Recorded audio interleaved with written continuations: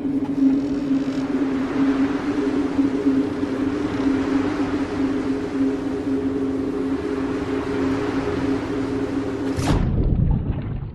everyone to the Moisky News for April 23rd, 2020. Today we are going to be covering Prime Minister's questions from yesterday. The reason for that, and not in stream form, is because people would rather video format. But also, so it's possible we will go back to streaming when things change. PMQs is remarkably empty at present. Some, in fact, have been submitting entries into this via video link.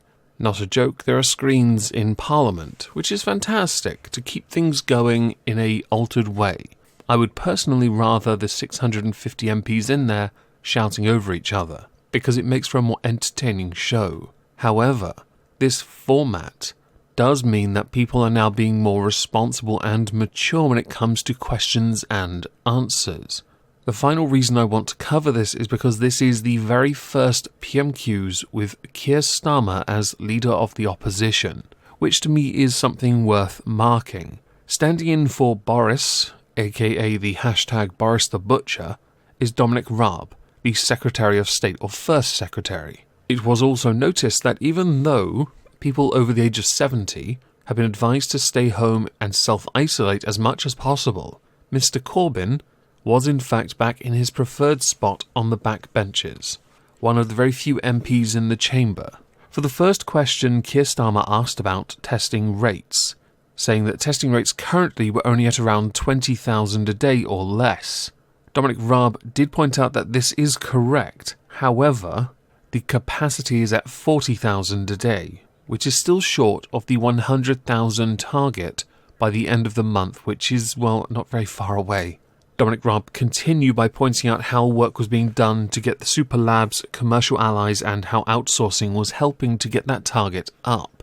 Because even though you've got the target up there, in comes the next question from Keir Starmer, who hammered Dominic Raab on this by asking why the government was not using all available tests every day. Which, I'll be honest, Dominic Raab gave a lot of mumbo-jumbo about building the capacity and altering testing parameters, which handily led on to Keir Starmer yet again hammering Dominic Raab about a fault in the location of testing centres and the ease to travel to them. It should be noted, on all three questions so far, Dominic Raab does in fact concede on all of it, along with explaining missing elements, and then kinda shitting on the Welsh Labour government.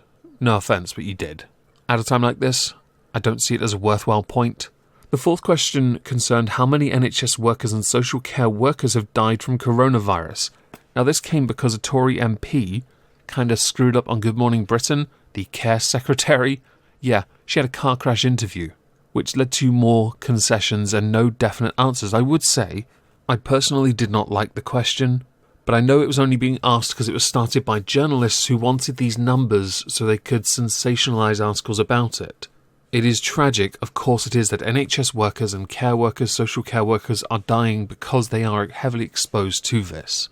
Why one needs to put a definite number on that, I'm not quite sure. It felt like a bit of a bad optics question. So I would be honest in saying that Dominic Raab's answer was actually quite respectful. The fifth question Keir Starmer asked, well, before promising to repeat question 4 next week, was related to PPE, and how a number of care workers, NHS workers, are having to bring in homemade PPE, which led on to the question of when will they get the PPE they need, which led to a flex on PPE, delivered and talking about sourcing more.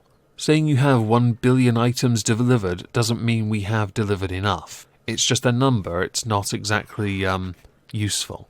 The final question Keir Starmer asked concerned giving a commitment upon addressing all of the patterns of failure of this government. And I'm going to end this by putting what Dominic Raab said on the screen now. First Secretary. Well, I thank the right honourable gentleman, although I don't accept his premise that we've been slow. We have been guided by the scientific advice, the chief scientific advice, the chief medical officer at every step along this way. If he thinks he knows better than they do, with the benefit of hindsight, then that's his decision. But that is not the way we've proceeded, and it's not the way we will in the future. He's mentioned offers from British businesses. And it's not quite right to say that they must have been acceptable for UK standards just because they're supplying different needs in different countries abroad. But what I can reassure him on this. 8,000 businesses have offered PPE in response to the government's call, and every business receives a response. 3,000 of those 8,000 are followed up where they've got either the specification or the volume that makes it a sensible thing for the NHS to do. And he did make, I think, a sensible point about specifications and health standards. He will know from the reporting that in other countries that have distributed PPE without those high standards, they've been distributed with faults or flaws, they've had to be recalled, and health workers in those countries have had to go in isolation. So I appreciate that he wants to put pressure and scrutinise the government, but I think, and I hope he'll understand, the need to take the right decisions and to scrutinise very carefully the precious PPE that we're putting on the front line to protect our key workers. Which, I'll be honest, was probably the best answer he gave throughout the entire thing. Granted, he's not Boris Johnson, and I'd be more interested in seeing Boris Johnson do this, but of course Boris is in recovery.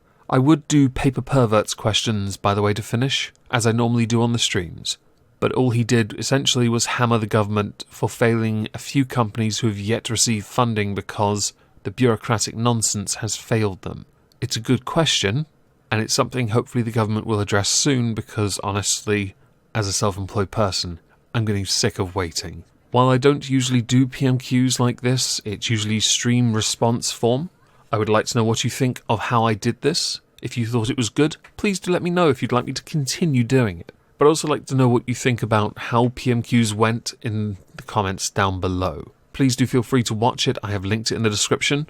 Have a fantastic day, everyone.